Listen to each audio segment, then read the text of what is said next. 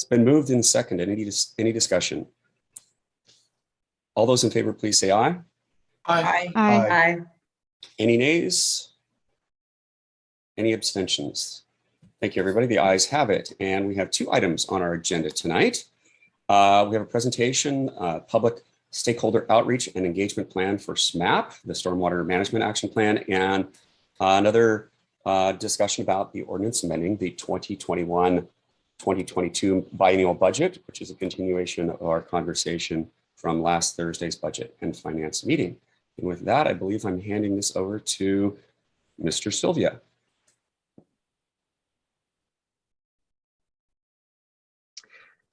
Thank you, Mr. Deputy Mayor. I am pleased to be here with a representative from our consulting team. That's John Phillips from Parametrics.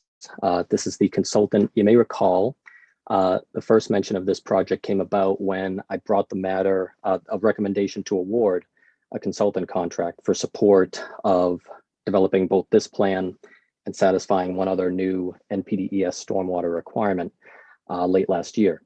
And so John and the Parametrics team is a consultant that we selected. And I think I'll be sort of taking the lead on the presentation tonight. And then John is here to dive into the weeds where necessary and answer your questions. And I'll do my best to do that as well. So first thing I'll say straight away as I work to share my screen here.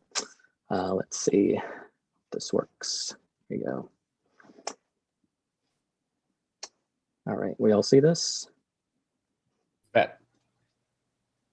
Okay, perfect. So actually I could make that just a little bit bigger. Okay, so I'll do my best to get through this in 15 minutes. I could sit here and talk to you for at least a couple hours on this subject.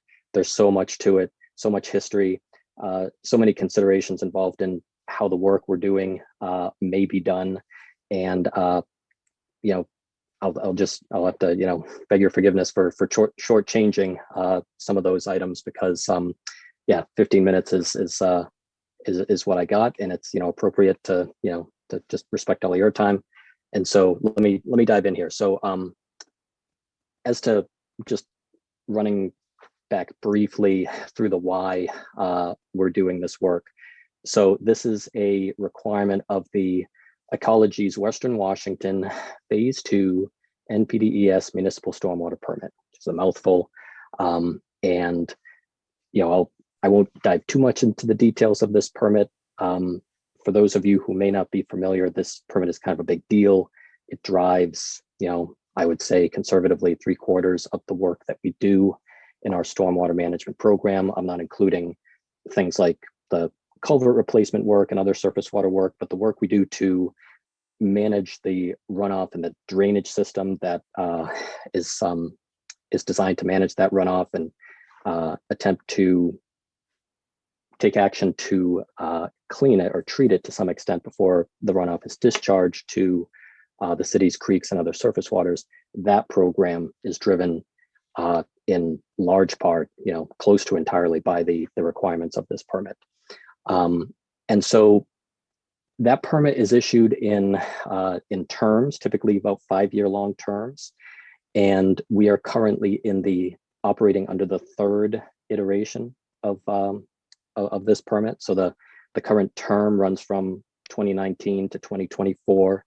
So generally speaking, Ecology kind of ratchets up the performance requirements associated with each requirement in each successive permit term, and occasionally introduces new requirements into the permit program. And so that happened. There's a pretty substantial expansion in the current permit term. There's a stormwater management program that was formerly comprised of 6 different types of work that expanded to 8. So the 2 new sort of programmatic elements that are now required under the permit, this is one of them. The other is called source control for existing development. I'll be coming back to talk to you about that at a later time. But this is the one that has the deadlines coming up first, and so we're sort of off and running, I think, perhaps a little bit further along in addressing this one than the source control requirement. It is also, doing the work is not solely for the state of Washington's benefit or ecology's benefit. When you do this stormwater planning work, the intent of which ultimately is to guide your local investments as to where should you be taking action to improve stormwater quality in a way that meaningfully affects, and improves your surface water quality.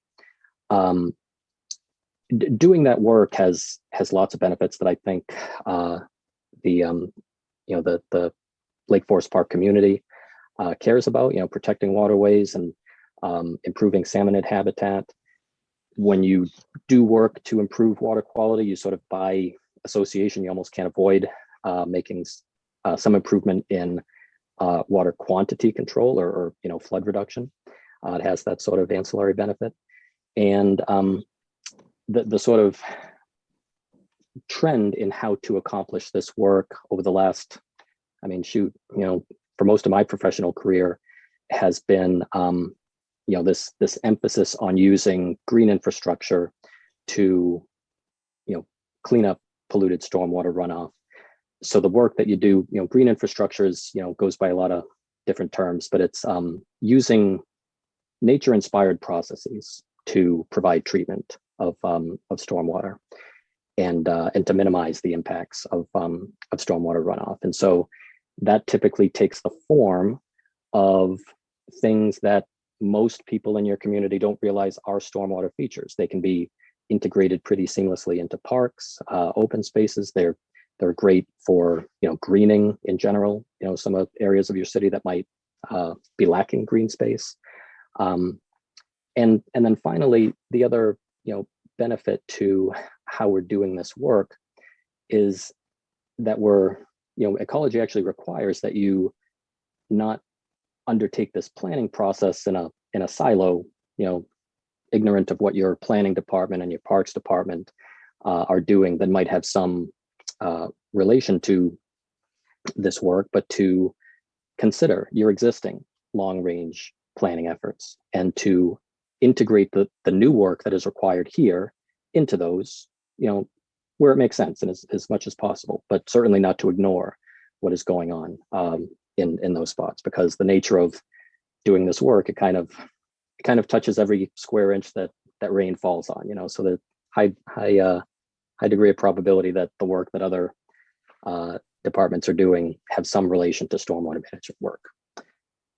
So the schedule that we are endeavoring to adhere to is driven by the permit. And so there's three main phases of this work.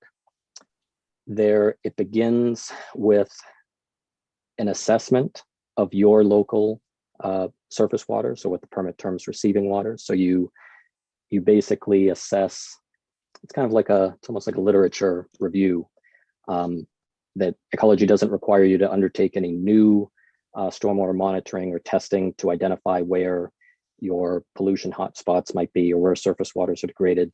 You rely on the existing data that's out there, and we're very fortunate that there's a wealth of it available to help you understand, what is the condition of your receiving waters? What's the condition of the basins that shed stormwater to those waters? And then finally, what influence does stormwater management have on the condition that you find? So it's not uncommon for surface waters to be impaired. And the impairments can be driven by any number of things.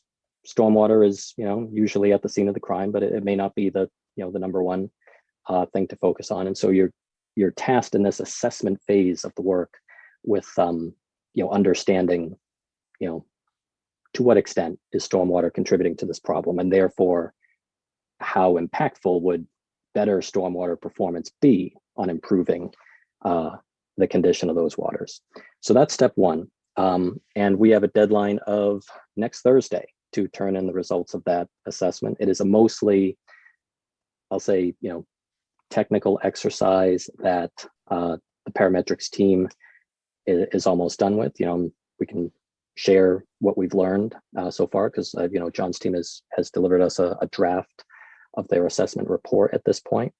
But that's step one. It's the work that is, I think, the most technical and sort of independently performed, just by the subject matter experts of this whole process. So that the two steps that follow this are where we really start to get into more engagement with stakeholders, like elected officials, like the public, like the folks who live near the places where we might be seeking to take action, to get an understanding of, all things considered, how much might those actions make sense.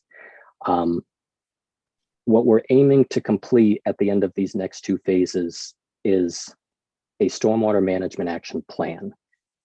It's a plan that will outline what the city intends to do in, once we've determined where it may make sense to take action. We are to prioritize they have you break it down by surface water basins and select one basin that is your highest priority to be the focus of your stormwater management action plan. And that plan has to be developed, round about this time next year. In between then and now, there's the selection of your priority basin, your prioritization process, and that has to be done by the end of June. So most of our, we're going to have some public outreach and engagement work happening for sure between now and then. I would say that the meat of the engagement work we're interested in doing, or I think we need to do, happens when we start to consider what actions to take, because that's where preferences come into play and cost considerations are raised, and impacts are assessed of addressing the problem this way versus some other way. So we're kind of ramping up over the next 3 months, and I'm sure we're going to be very engaged in our outreach work over the second half of the year for sure. So that process is expected to include consultation with city staff. I mean, that's already begun in some form. We will have, this is the first of what I envision as at least a handful of touch points with the council on the subject of this plan, because there'll be a sort of I think we're seeking at the conclusion of the process an endorsement or like an acceptance of the plan before we send it to Ecology. We don't want to send them something that hasn't gained your acceptance, and would like to work with you between now and then to sort of describe how things were going and get your feedback, and we can talk a little bit more about how that might occur in just a bit. And then we'd like to engage with the public, and that we have this public engagement plan that John's team has produced. I'll say that there are a few details that are a little bit gray at this point, because we're still sort of grappling with the trajectory of the pandemic and whether we want to do like an in-person event first up or keep things virtual. But that's we've at least gone through the process of identifying key stakeholders, folks we want to reach out with. We've taken the first step in notifying the public that this plan is happening. Joanne and the city clerk's office helped me get an announcement of the project up on the city website that you may have seen, and that was actually basically the same document of the other document that I sent you to consider as part of this agenda.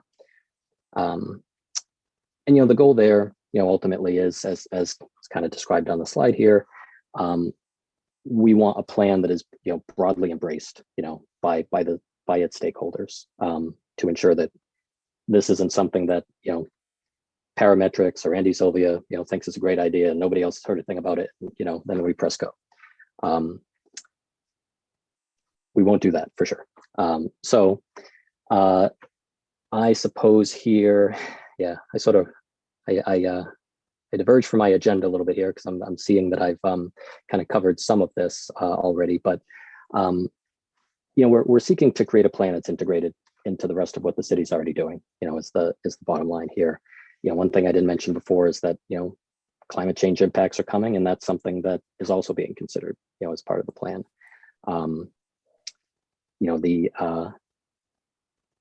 There's that's a complicated subject. I'm gonna probably reel myself in from diving into what all that might entail, but it is something that's on the team's radar for sure. And so, perhaps John can, if anyone's interested, delve into the details of that in a bit.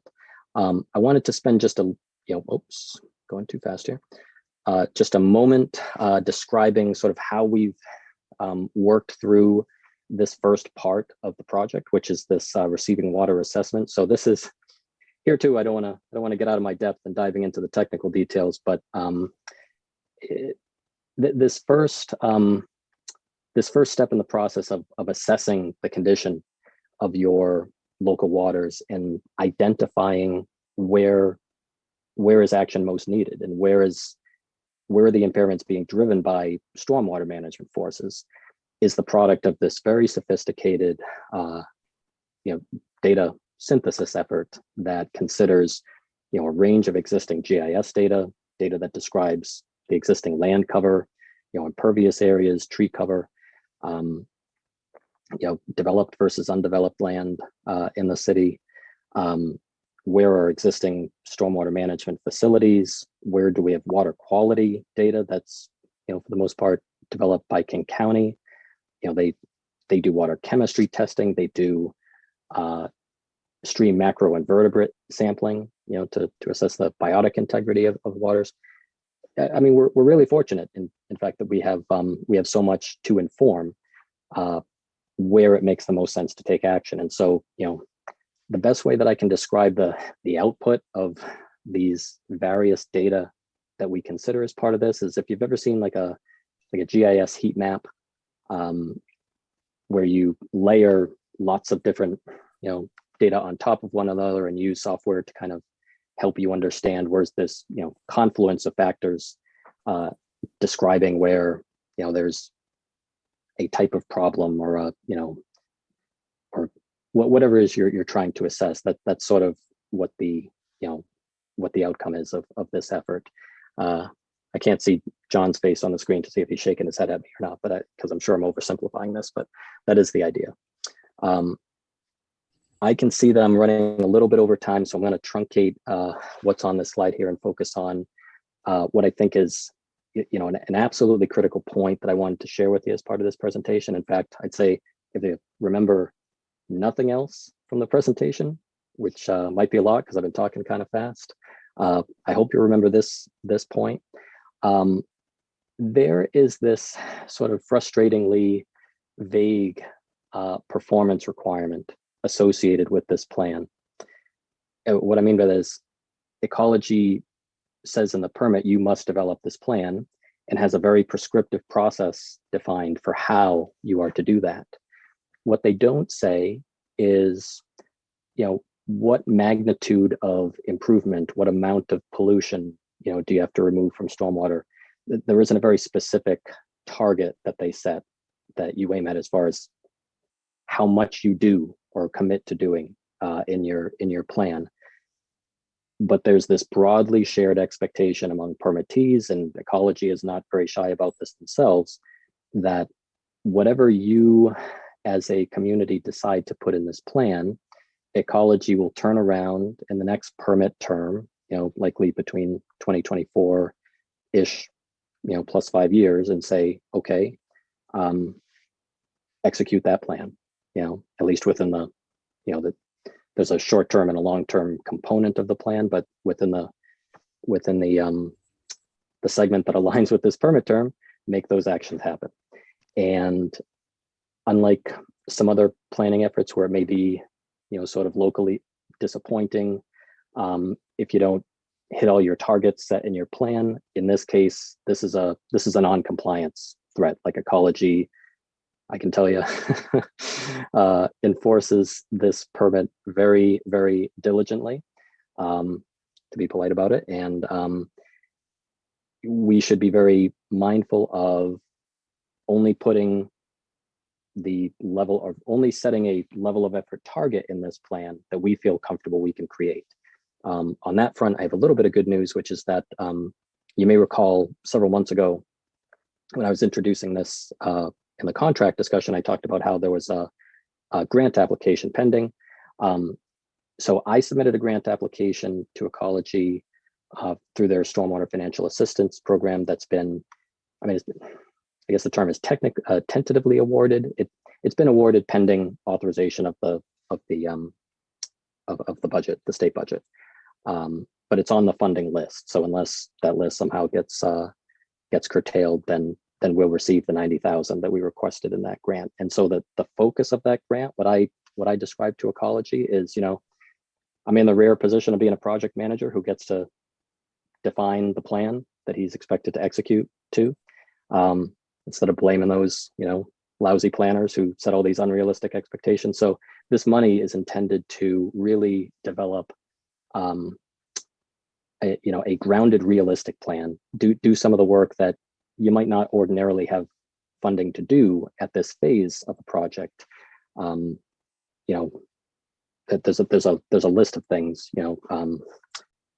Could range from more extended public engagement or geotechnical exploration, where we think we might have an opportunity to build something that infiltrates as a stormwater treatment solution. Permitting reviews, start looking at, if you say you're going to deliver this project in this time frame, do you know what permits you need, and do the time frames associated with those permits align with your schedule, project schedule expectations? Try to get a little ahead of the, head of the game there in making sure that this plan is something that that we can actually effectuate and not turn into a compliance risk. So that's the just to underscore that last point again, what we come up with in this plan, we should make sure we're all comfortable and confident that we can deliver, because there are stiffer than usual consequences, when it comes to this sort of exercise. So sorry that I took so long. I'd love to hear if you have any questions for John and I. Yeah, thank you, Mr. Sylvia. Excellent presentation, Andy. Thank you. Colleagues, questions for either John or Mr. Sylvia? Councilmember Riddle. Thank you. I think I know the answer to this, but has anyone gone through and created a plan yet that we can kind of see and understand sort of what that might look like? Or are we all in the same stage of data gathering and trying to meet these deadlines? Well, this is a great one for John. Don't you think, John? Or John's created several of these. So thanks, Andrew. Councilmember Riddle, we as Parametrics Act completed two. We completed one in Bonnie Lake, which was actually a pilot of this idea and this concept they were trying to prove out with the SMAPs in the past. And we also just completed the city of Bothel's SMAP. But most of the other municipalities are in the same situation. They're all following the same schedule. I will say that we've seen it go all the way through, but it didn't have the same tenor that we're seeing right now as far as more ecology staff being involved and more questions from different folks from ecology staff. Luckily, we've already submitted a few detailed reports that were required for some other cities, and we've gotten some feedback from ecology. So we're able to now incorporate that into Lake Forest Parks. So we have a better understanding of what they're looking for in the receiving water assessment. And then, probably along the way, we'll have the same as we do the prioritization, which we've already kind of submitted our methodology for that to ecology, and they're looking at it right now for some other cities. But yeah, everybody's kind of on the same timeline, but we've done a few. We have some expectations on how that might come out, but that was for Bothell and Bonnie Lake. And of course, this is Lake Forest Park. And I think Andrew made a good point. We want to do a plan that's right size, right fitted for Lake Forest Park and not for Bothell or Bonnie Lake. Perfect. And then any issues with the GIS mapping and everything? Are we all sort of set and available and be able to do all that level of work? Or are there any barriers to properly fitting out kind of our GIS world? Do we have the staff to be able to do that? I mean, is that part? I'm just curious how we're going to kind of upgrade or integrate with the GIS. if we know that answer yet. So I'll offer a general statement, which is that I always think GIS data could be better, and wish that we knew everything that we'd like to know before we sort of press start on the the analysis button, to dumb it down as much as possible. I'd say that there are, I've been impressed though, with the amount of data, the history of data, especially when it comes to the water quality information that the county has developed, over,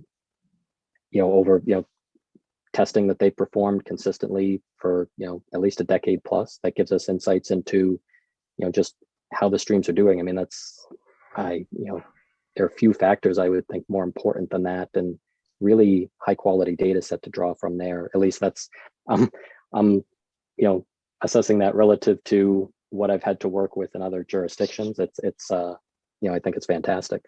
But that John's team did produce a data gaps memo as well, to sort of illustrate in general, or in more specific terms, the concept I refer to generally, which is that, here's the stuff we wish we had a little better information on. We have these surrogate processes developed to, get 70% of the way there, if you don't have it built in your community. And so, I'm blanking, John, on the specific, and I'm not sure, council member, if you're interested in like the the particular data sets that that we identified as like, wishing we had something a little bit better. But on the whole, I'd say I'm happy with what's gone into this. I think I'd appreciate kind of seeing those deficiencies in the report and knowing that if we can fill that gap prior to the implementation requirement, will that give us a leg up in being able to be more successful come the next permit cycle? And so just having that identified in the report, I think would be really useful. Yeah, that you're pointing to a great.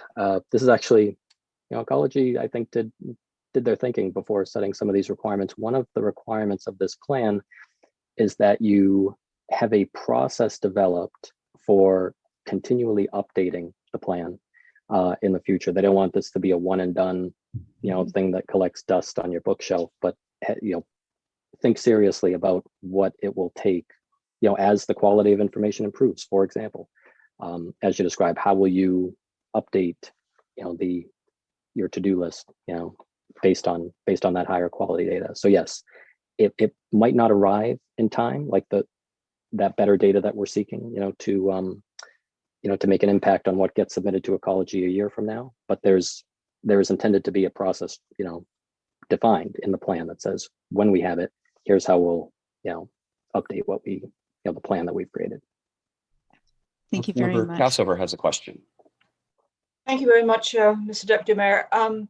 Thank you. Good presentation, Addie. And I'll just reiterate again, as something I said before the meeting fully started, that I really do appreciate the quality of the graphics that you presented with us, and really pleased that we have a consultant that's helping us do that, and I think the outreach to the community will benefit from that. My question is an easy one. The $90,000 you've already referenced as a grant, is that specifically a grant for these kinds of SMAPs? And did the legislature actually specify a certain bucket of funding to help cities with this, or are we on our own there when it comes to funding? And this is an important question because, of course, we are going to be looking at the budget coming forward in the next few months. Thank you. So the 90,000 that's been awarded under this particular program, yes, it is only eligible, presuming we move forward in executing a grant agreement with ecology, it'll only be eligible to be spent on creating this plan. And I if I can infer sort of, what you're thinking about, coming in the future here, there's a, we need to think about how we would pay to effectuate the plan, at some point. And that is, I think I've heard a lot of permittees express to ecology that, especially when it comes to capital projects, they rarely happen if not for the acquisition of external funding. I think Ecology is aware of that, and knows that they're creating this this expectation that a lot of that work is going to get done moving forward. And so obviously I can't speak to what the level of funding commitment will be in light of that acknowledgement from them, but I know that they know that it's essential for the capital dollars to actually be invested. But yeah, I guess all that I know for the time being is just what's been allocated in this this funding round, and there were only so many things that were eligible for this funding opportunity, and we thought this was about the one that made the most sense for us. So this go round, that's what it's used for. Councilmember Goldman. Yes, thank you. And yeah, thank you very much for this detailed presentation. My question, something I'm just curious about, when we develop this plan, to what extent are these actions that Lake Forest Park will be doing by itself? And to what extent might there be some cross-jurisdictional projects that we take on with our neighboring cities, because our waters do cross borders? Yeah, it's another great question, and I might ask John for to validate if my understanding of this subject sounds accurate. So what Ecology requires is that every community, every permittee develops their own plan. You can have projects that are, like, let's say in the Lake Forest Park,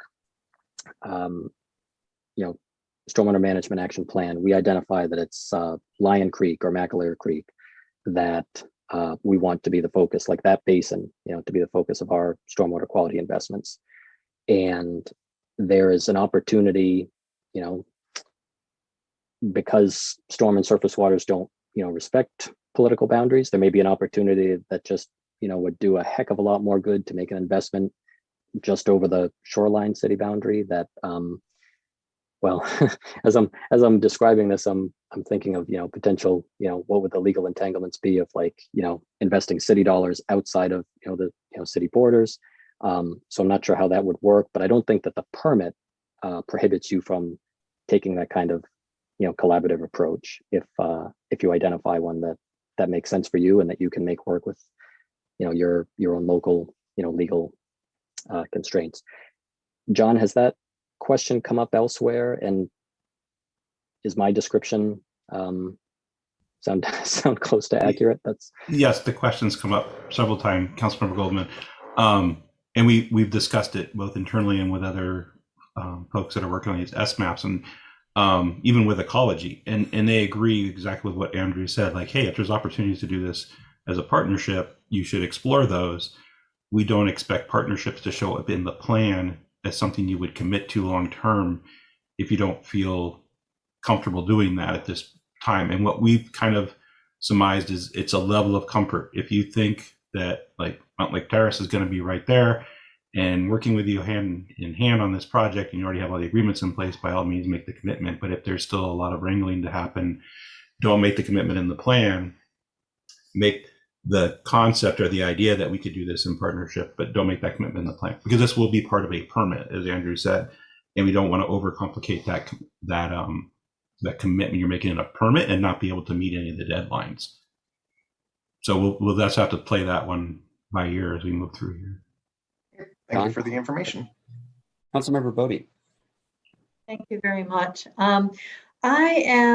Want to echo some and emphasize some points that Councilmember Cassover made.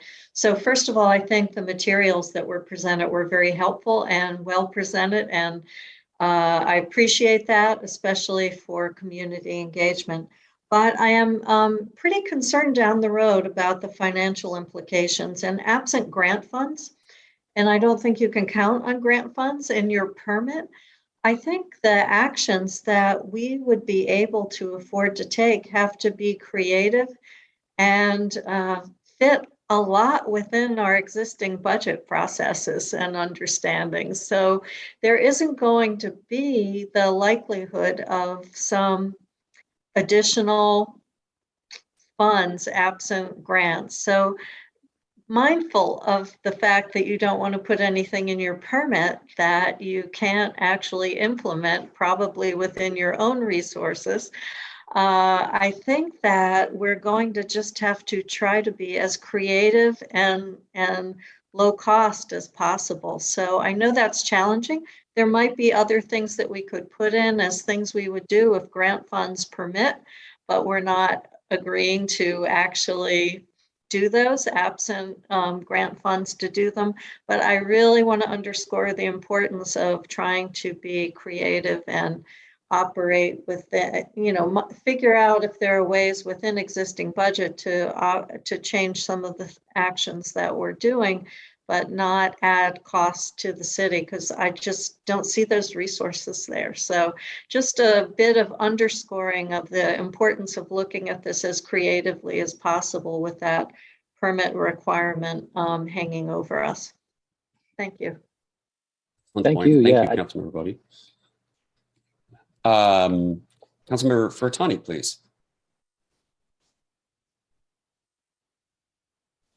Thank you, Deputy Mayor. Did somebody say on point? So I didn't mean to interrupt. Okay, great. Well, thank you, Mr. Sylvia, and thank you, Mr. Phillips, for a wonderful presentation.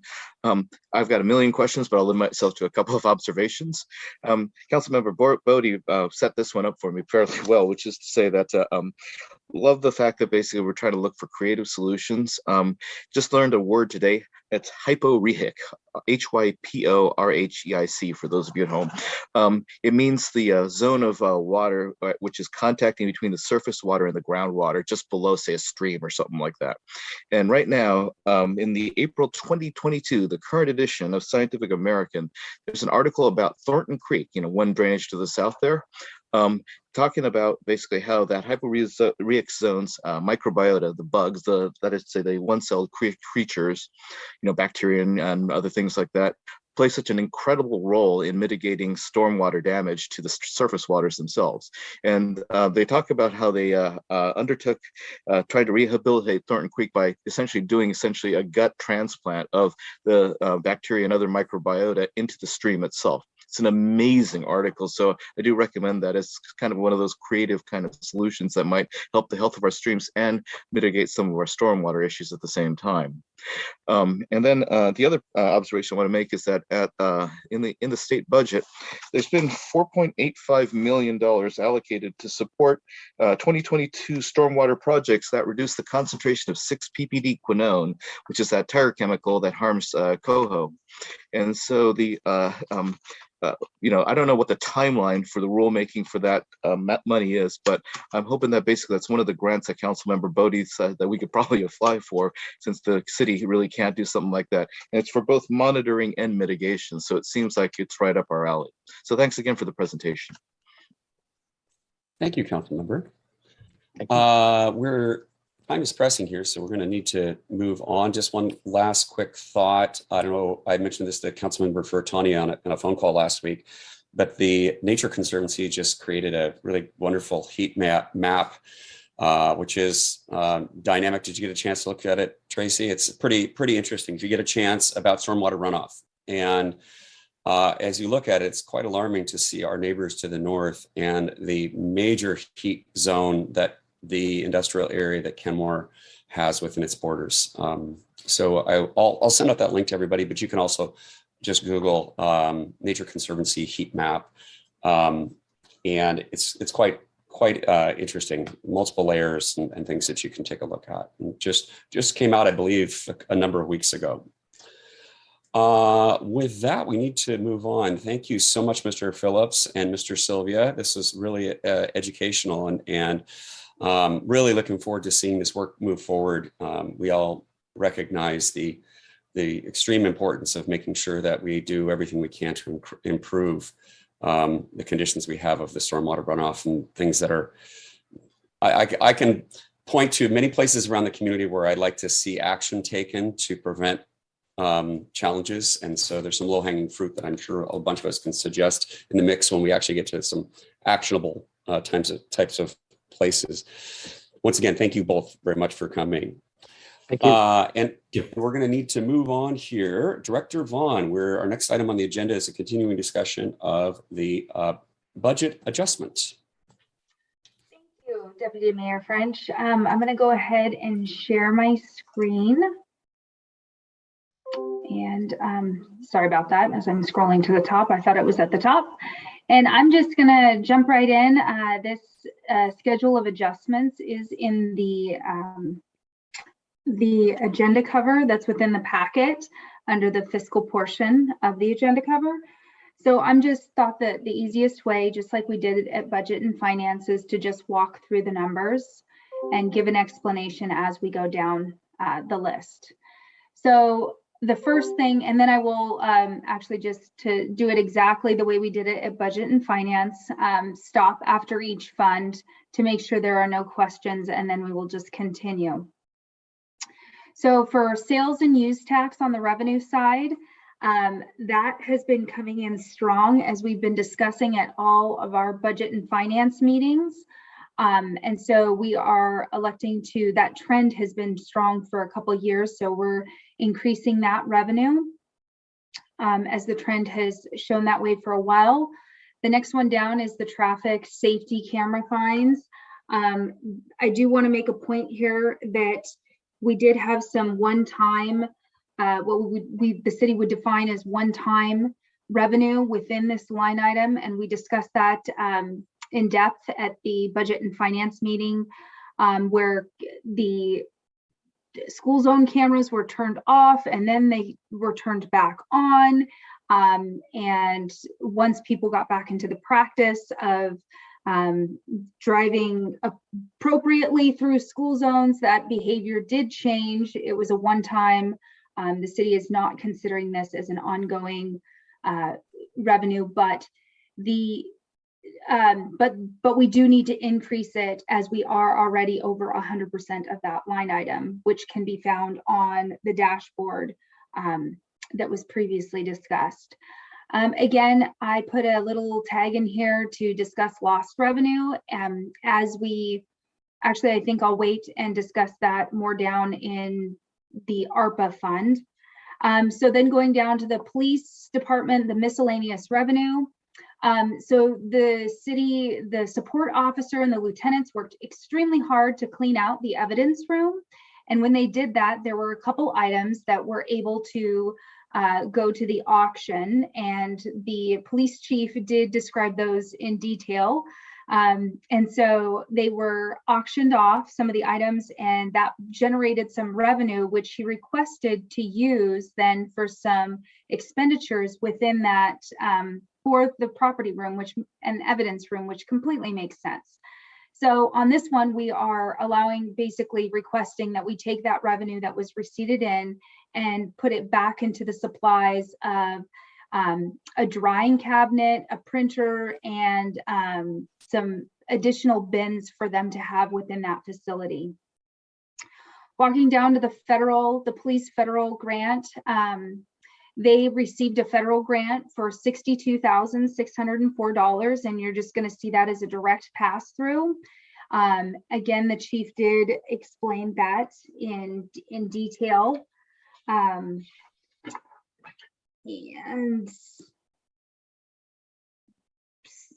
so, yeah, he didn't explain that in detail, and I couldn't quite remember. That was to include some additional tasers and training, and some additional tasers and training. So then going down to the next one, the King County Waterworks grant. This is another one that's just a pass through. It was a grant that was received back in 2019.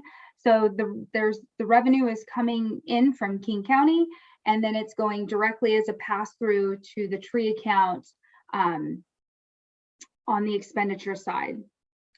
So then walking down to the management professional employees. So we call them MPE employees, and those are all the non-represented employees, are being considered for a market adjustment.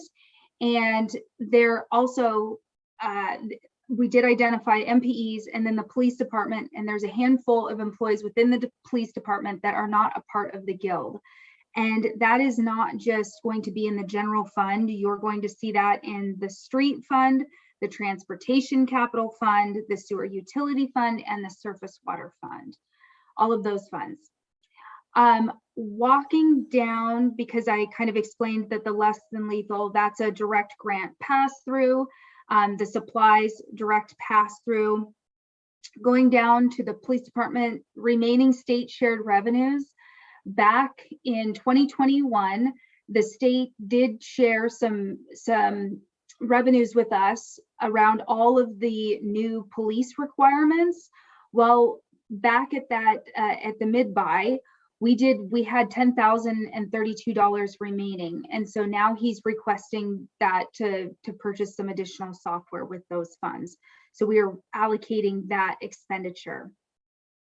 Going down to the next item, dispatch for the contracted services. This is the ILA with Bothell, and that has been a long-standing relationship, and it's just as time goes on, costs increase, salary and benefits, and so we just needed to increase that because, again, this budget was built so tight that even this kind of a $13,000 increase needs to be amended. And then walking down the King County Waterworks grant, again, that's the expenditure side for the work that has been happening on McLear Creek. And those are just a direct pass through. And now I will pause and make sure there are not any questions. And I'm hoping that Deputy Mayor, since I cannot see everybody, that you can help field that.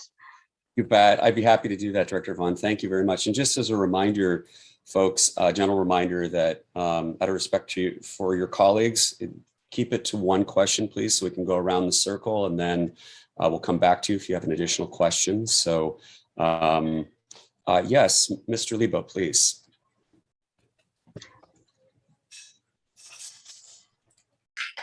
Thank you for the information, Director Vaughn. Could you remind me on the traffic safety camera fines? It's such a large increase. Do you have a sense of how much that is as a one-time as compared to what you would anticipate? Or is it all considered one-time? No, it is definitely not all considered one time. And actually back, I think it was about a year ago, we had a conversation about how to have this conversation on what is considered one time out of the traffic safety camera revenue and what would be considered appropriate use, I guess, for operational versus one time. And so there was a conversation at a couple budget and finances about that exact topic. That being said, there in 2021, because of the cameras being turned off and then being turned back on, and the large increase of revenue that generated from that one time, basically, I would say, call it an incident of the children had been out of school for so long that when the cameras came back on, the behavior had changed and they had been turned off. And so then once people were being ticketed for it, it did generate what we would define as one-time revenues. And so we are not anticipating or basing that number that it would be an ongoing number to be appropriate for the future, if that makes sense. But that being said, the additional 1.2% or $1.2 million increase is still an extremely conservative number, because if you go back to the budget, or excuse me, go back to the dashboard, you can see that the city all the way through February is already at 127% of the budget on that line item. Councilmember Cassover. Thank you very much. And I just feel compelled to make a comment I've made in the past, which is that I'm just going to register my opinion that traffic safety camera fines are not meant to be a budget line item. They are meant to promote behavior change and increase the safety of our roads. And so I am always very leery of actually counting on these monies in our city budget, because the actual goal of this is to not have any at all, and that everybody has changed their behavior. Now, we know that doesn't always happen, but I still think that we have to be very cautious as we look at this particular line item. That's just my comment. Thank you. Thank you, Councilmember Katzover. And I echo those sentiments. I, for one, have been a champion of trying to kind of wean ourselves off of even a very low level of this revenue, because my fervent hope is at some point we hit zero, but I think that's probably a false dream. In the absence of that, I would like to see us find a way in the future to try to apply these revenues towards safety improvements for our streets and particularly around the schools. Colleagues, any other questions at this point in Director Vaughn's presentation? Yes, Councilmember Lebo. Thank you. Just to clarify, when I look at your summary, you had identified about 215,000 in MPEs. And I see the 145, and I look at the other categories. Does it also include the 36,500 for the police department salaries and benefits as part of that 215? The math seems to suggest that, but it's not reflected in the summary. I'm in the summary, meaning the agenda cover. Yeah. Just a clarification. That's all. If I could, Deputy Mayor. Please, of that course. 215, yeah. So the way it's listed in the agenda cover is for all MPEs. And so that would be the chief and the two lieutenants are considered MPEs under that umbrella. So it does cover those three employees. It's just that we were specific on professional. Okay, thank you. Thank you, Councilmember Lebo. I didn't mean to talk over you or attempt to talk over you. And I also wanted to say that the MPEs, that when I did total that in the agenda cover on the first item, it's the whole MPEs for the budget, meaning not just the general fund. It's going to also show in the street fund, the transportation capital fund, the sewer utility fund, and that total is 215,000.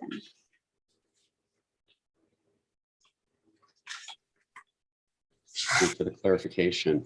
Director Vaughn, please continue.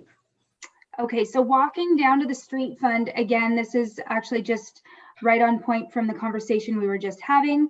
The only additional increase is going to be a small amount for the allocated MPEs within that line item, within that fund. And then going down to the ARPA fiscal recovery fund. This is one where I think we might have a little bit more conversation. The second tranche of the 1.8, allocating that and moving down to allocating all of the budget or the budget for the contracts, excuse me, for the community partners that have all been adopted through council. And then also the local businesses. And with the conversation that we had around the one business for the Lake Forest Bar and Grill, and that counts, or that contract is on its way and will be in your is in your packet currently for this Thursday's council meeting.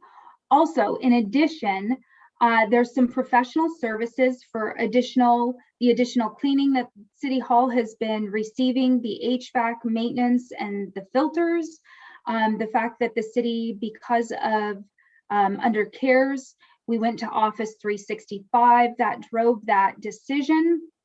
So anything under the CARES Act is also acceptable as an expenditure under the ARPA funds. And so we are continuing to elect to pay for that out of those funds. And then walking down to the capital expenses, the computer and IT equipment purchases, That's where we talked about increasing the VPN experience for the remote users, meaning the all of the employees that we are still on a hybrid basis. And so we've allocated some funds to change some equipment in order to increase and change that experience, and then alleviate every employee that is working in that manner from having 2 computers down to having 1 computer that then they can take to and from work with them. Going down to the next item, basically the additional, it was not anticipated the level of additional IT consultant support that was going to be needed in order to support the AV hybrid system. So there's an additional $15,000 put within there for the additional support that is happening from KDH Consulting. Walking down the list, the City of Shoreline Partnership, there were some holiday baskets for the Shoreline School District, and we did that in partnership with the City of Shoreline. And then walking down to the final item under the ARPA expenditure is the ARPA management, which is allocating 10% of the city administrator and the finance director, myself, our salaries, and in addition to the direct time that the city attorney has spent anyone within her office supporting and assisting with any form of the ARPA under the ARPA fiscal recovery contracts, understanding the rulings, etc. from there. And that concludes my brief overview of this fund. Are there any questions? Councilmember Bodie has a question. Thank you very much, Deputy Mayor. And thank you very much, Lindsay, for this presentation. I just wanted to say that when we put this tight budget together way back when, in the early days of this, we didn't know whether we were going to get CARES Act or ARPA funding to come to our city for the adjustments that we had to make. And I just want to commend our staff for their advanced planning very early on in putting information together, and also for the hard work it takes to actually work with our community partners and put this money out into the community. This is so important. And so this is a budget amendment that I think is so important that we have this cushion of extra funds, that we can do this with our community partners and with our own city administration to adapt to the times that we have been living in. So thank you very much. I really strongly support this part of the budget amendment for sure. Thank you, Councilmember Bodie. Councilmember Riddle. Thank you. A comment for the city administrator, perhaps, or city clerk, and then a quick clarifying question for Finance Director Vaughn. One, for Thursday's meeting, would it make more sense to move the Lake Forest Park Bar and Grill contract up before this budget amendment in our agenda? I think it would make more sense to me to approve the Lake Forest Park if we're going to, and then approve this one. So that's something to think about as we move forward into Thursday. And then the question is the 902,807, that's the remaining I don't know, unallocated funds, Director Vaughn, and is that an accurate term? That's not necessarily. Okay. And I say that because I'm only showing you here this is the second tranche of the 1.8. Technically, this is only allocating, and so we haven't even allocated the full first tranche of the 1.8. Okay. The only thing that we had allocated out of there were just a couple items from the mid-buy, which was that have already been allocated. So not necessarily, you're not seeing the full revenue, which is double the 1.8. Okay. But both of those tranches have the same due date for allocating and then a little bit later for actual spending. So we're on track for doing that. Okay. If I could address the first question, Please. I actually do not have the grill on for approval Thursday night, just for discussion. That would be the second touch, and then back on the 14th for approval. Okay. And if you look to the agenda cover for that item, we had what we considered awardable funds of 1.2-ish million out of the first tranche. That was after we took everything out, what we thought at the time based on the interim rule of what lost revenues would look like, et cetera. When it dropped down, we had just 1.227 million. We have awarded roughly 62% of that number, but it's not of the 1.8 because we had some costs that came out prior to that. Okay. Let's just look and see if I have the detail in there. If not, we can get you that deep. Yeah, so it was 1884807. We, at the time under that rule, assumed 200,000 in revenue loss that we could pull out of ARPA. Turns out that it will be more based on the final rule. We had taken out the 335 for the hybrid meetings. We had net funds of 1349, took out the 122,000, and that left us this net awardable of 1227. And we've expended 62% of that working with our community partners and our businesses. Thank you. Mr. Hill. Councilmember Goldman. Yes, thanks. So I have a question for Finance Director Vaughn. After the budget meeting, committee meeting last Thursday, I forwarded you a couple of news articles about federal negotiations in Congress and potential impacts on the second tranche. And I was wondering if you'd had a chance to look over those and update us on how secure you think the second tranche of funds will be. So actually, I'm going to give the credit where the credit is due, because immediately when you started asking or stating those questions, our city clerk went searching and found that was an idea that was on the table, but it did get turned down. And so I would be happy to forward that email that he passed on to all of the council members if they're interested. But I will say that it was immediately it was the city clerk that, right when you said that, got on it, and I am so appreciative for his help on that. Well, yeah, thank you then to the city clerk for looking into that, and I'm very glad that the second tranche does appear to be secure for us. So thank you. Thank you, Councilmember Goldman. And I just occurred to me, just something to bookmark for future discussion. And I remember, Mr. Hill, that you had indicated that the Shoreline School District had not really requested very much in the way of funds throughout this process. But it did occur to me at our last meeting when I noticed the holiday baskets, et cetera, that were included in here, that our friends at Rotary hold a very, very important event in the summer, the back to school event. And I just wanted to put the bug in a certain Rotary member's ear that maybe Rotary might be thinking about partnering with Shoreline to request some funds for that particular program, because it's a program where the kids get backpacks and supplies and haircuts and a variety of things. And increasingly, it's been very, very well received.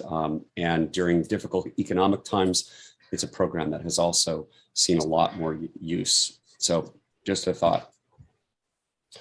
Director Vaughn, please.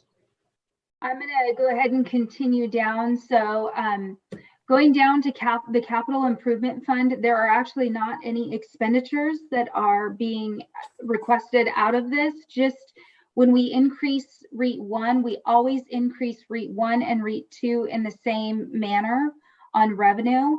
And so we're requesting to increase the Capital Improvement Fund and the Transportation Capital Fund, REIT 1 and REIT 2, by the $100,000 to keep them consistent as we always have through our budget, because the same amount of revenue comes into both of them.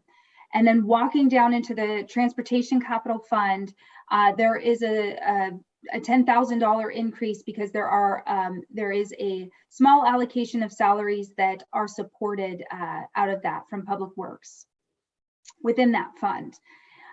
Also, the sewer utility fund and the surface water utility fund, same concept, is just the salary adjustment increases. And walking down to the surface water capital fund, the one that I skipped accidentally trying to be in a hurry at the budget and finance meeting, this is where we're just simply allocating the previously adopted professional service agreement for the stormwater issues on 35th Avenue Northeast. And it's just the consultants.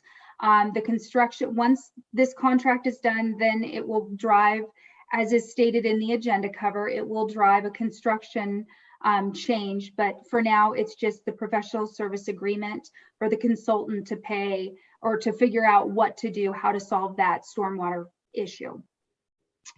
And then walking down to the final item in the budget amendment, the vehicle and equipment replacement fund. All of our IT is also captured into this internal service fund because it's based on a replacement schedule. And so everything within a replacement schedule that has an allocation from FTE and usage is based within this fund. And so basically what's being requested to be spent is the previously allocated but unspent budget from the previous fund, or from the previous 2019-20 year. And the reason being is there's three really large items that I highlighted in the agenda cover. The first one being the Public Works facility. This was definitely an unbudgeted item going in because things were so tight, and we did only budget this fund at a 50% mark. But Public Works has had an ongoing issue with their phones and their internet, and it has unfortunately caused kind of a bit of a customer service issue because they will be on a call and sometimes the calls will just drop. And that is definitely not the kind of customer service that the city of Lake Forest Park wants to be giving all of its citizens.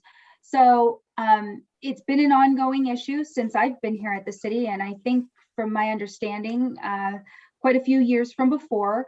And there has always been temporary fixes that have worked for short periods of time. But this time, the amount of money that was spent on that project was for a permanent fix. So the city changed out the internet source, the amount of internet that's being supplied to the facility, and the phone service. And since we've done that change, they have had a much more successful, they haven't had any issues, which is great news.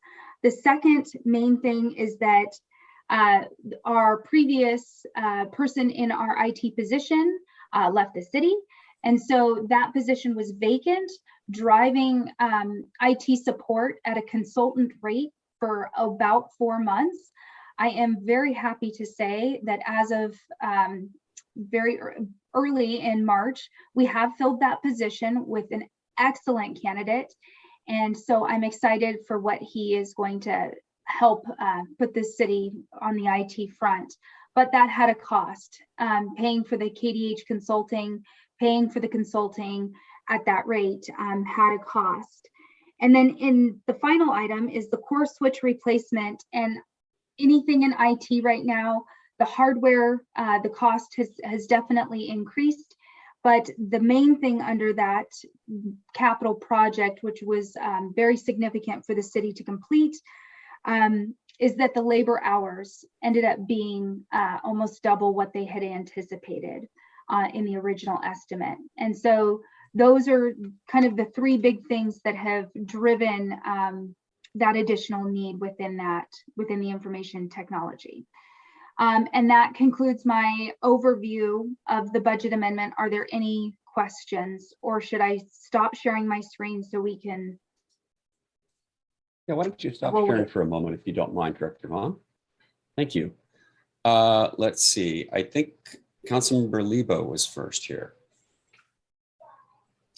Thank you, Director Vaughn. Question, you had mentioned on the 35th Avenue Street project that the $52,000 was for consultant services only at this point, and you estimated roughly about $400,000 for the capital improvements. And how have we budgeted or allocated for the anticipated 400,000?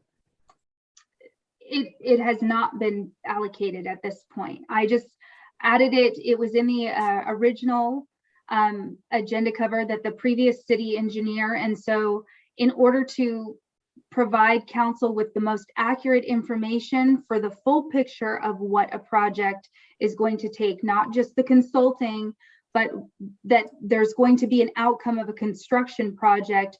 That's why I even added it into my budget amendment to remind that it isn't just this 52,000. The bigger picture is that the anticipation, and it was as stated in this agenda cover, our city engineer provided a very rough estimate, very rough. And I believe I even said those exact words, but to give council and the public an idea that it is driving a project. It isn't just a $52,000 cost. Really, it's a $452-ish thousand cost that probably is coming this year.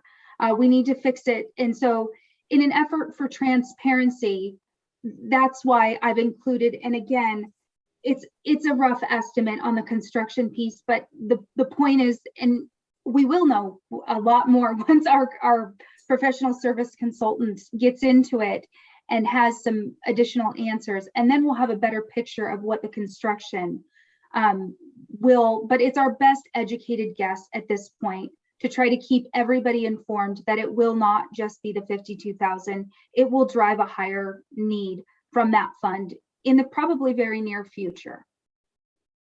Okay, thank you. Let's see, Councilmember Furtani. Hi, thank you, Director Vaughn, for a very thorough presentation. I just wanted to ask, going back to basics for those folks watching at home, this type of budget amendment ordinance is pretty standard. We do this regularly as a city council, do we not? Yes, a budget is a living document, just like your personal checking, savings and checking at home. We built this budget, and very, very conservatively, because it was built right in the midst of the pandemic, and right in the midst of when everything was so uncertain. And actually, I'll never forget the month before, we thought that the max that we would be down on revenues was about 15%. And right as we were going into August of really starting to evaluate the numbers and build the budget, we were down even more than 15% on the revenues, which drove furloughs for employees. It drove a lot and every department tightened their belt. And so we built on the expenditure side and the revenue side, an extremely conservative budget, which is partially why we're coming back now that we're in 2022, we're in the second phase of the budget, and we're asking for things like in the general fund of expanding some of the revenue to be more accurate, because we didn't want to come back and say, oops, we're even a worse picture. We wanted to come back and say, with the proviso and that intention, and say, we're doing even better. We internally built what we felt was the worst case budget. And then we're hoping, and which has turned out to be a much better revenue projection than we had anticipated, which is where we would rather be as a city in full transparency. But because, circling back, because we were so lean, these $13,000, ILAs for Bothell, those are the things that normally maybe are built in with a little bit more cushion, and they just weren't able to be within this budget. It's just too tight, period. Well, I appreciate that, and I appreciate the fact that you also mentioned for almost every instance of the adjustments that they were of an unexpected nature. So thank you very much. Councilmember Riddle. Dr. Vaughn, I didn't know if you were going to go to the budget level fund list at this point, or if you were done with your presentation. But when I kind of looked at the aggregate in the packet where it shows all the budget funds, there were 3 funds that in the proposed the expenditures exceeded the revenue of the budget. Do you have any concerns about the street fund, the surface water capital fund, or the replacement fund with those adjustments getting us into any area where we're close to our reserves? We're meeting all of our reserves. So Thank you. all of our reserves, and yes, sometimes you do go into using fund balances, and that is normal. Sometimes you'll have these projects that are unexpected. For example, the one we were just discussing, the project in the surface water capital, the 52,000, that's going to drive a little bit more of a project. Those are normal, and those are what we would define as a one-time use of a fund balance, which is a good use of fund, and appropriate, I guess, is a better word to use, an appropriate use of fund balance. Thank you for that clarification. I appreciate that. Thank you, Councilmember Riddle. Colleagues, any further questions for Director Vaughn? Mr. Lebo. Yeah, I just wanted to thank you. I wanted to follow up for that question that Councilmember Riddle asked. So, and a similar. So I noticed in the fund balance, for example, the surface water capital fund balance is about $200,000 less than projected in the original budget. And I assume some of that is the one-time costs that you've identified, such as the 52,000. Yes. The sewer capital fund, fund number 402, looks like it's about $400,000 less than the original projected fund balance when the budget was set up in 2021, or adopted in 2022 or 2020, pardon me.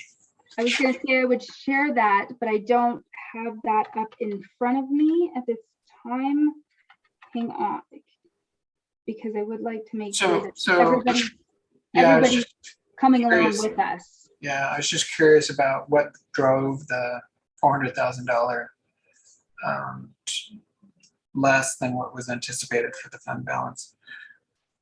And then my final question is, when I look at the fund balance for the general fund, Fund 001, it looks like we're up about $3.2 million from what you projected when the budget was approved in 2020, where the projected fund balance looks like it was at about 2.9 million, and now we're projecting about 6.1 million.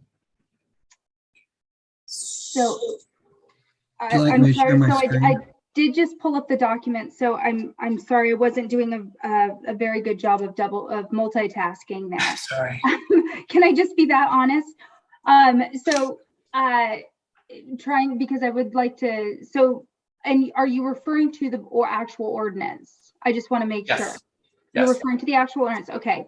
So, and then can you ask your question again so I can write it down, and that way if I can't answer it immediately off the top of my head, then I can absolutely make sure that I get back and provide an answer via email, or definitely have it for you for Thursday's meeting. So 3 fund balances caught my eye. Fund number 404, which is the surface water capital fund, which is down about 200,000 from the original approved budget. And then Fund 402, which is the sewer capital fund, is down about $400,000 from the approved budget. And in contrast, the general fund 001 is up about $3.2 million. If I'm looking at the right budgets. So in the ordinance, we're projected to have an ending fund balance of the general fund of about $6.1 million, which compared to the approved budget in 2020 at 2.9 million. So I think, so in section 2, the beginning fund balances. Yeah, I think that I think if you could write down your questions, probably the best, I think the best way to go over this is, so you have general fund is to write down your questions, and I would be happy to email them out, not just to you, but to all of councils, to make sure that we're all coming along. And I don't, number 1 rule is don't do math on TV. Someone very wise told me that one time. Indeed. Very good. Thank you. That makes a lot of sense. And don't do math on a And hold a meeting on a 13-inch screen. That's the other subset of that rule. Thank you, Director Vaughn. I won't remember that. Don't do math in public. You'll do that mistake once. But I do want to make sure that you get your questions answered. So if you could please just put them in an email so that I don't just cover one of them and not all of them, and then we can make sure everybody's included in the response. Thank you. Thank you. Thanks. Thanks, everybody. Director Vaughn, is there anything else on this topic that you'd like to highlight or comments, Mr. Hill, at all, or should we move on to public comment? Okay, let's move on to public comment. I think we had 2 people in our midst here. Let's see, Mr. Anderson or Mr. D, would either of you like to make public comment at this time? Go ahead and use the raise hand function if you can. Yes, Mr. Anderson, let's see here. I think you Okay. can speak now. Can you hear me? Yes, hi, Julian. Hi, Tom. Thanks for your detailed meeting today. And I wanted to commend the COW apparatus for including the detailed background information in the packet. That makes it possible for auditors like me and Mike and maybe others, hopefully there'd be many more, to understand better what you're talking about during the meeting. I wish that were a practice for every city-sponsored meeting, but I'm glad it's a practice here. Thank you. Thank you, Mr. Anderson. Mr. D, would you like to make public comment at this time? Okay, I think that we'll close public comment then at this time. And folks, just a reminder, we have meeting in a few days here coming up as well. So thank you all. Do I hear a motion to adjourn? So moved. Second. It's been moved and seconded. All those in favor, please say aye. Aye. The ayes, any nays, excuse me, and please tell me there's none. The ayes have it. Thank you so much, everybody. And thank you so much, Director Vaughn and Phil and Jeff and Matt for all your efforts tonight as well to Mr. Sylvia for his previous presentation. And we will see you guys on Thursday evening. Have a great evening, everybody. Have a great night. Night.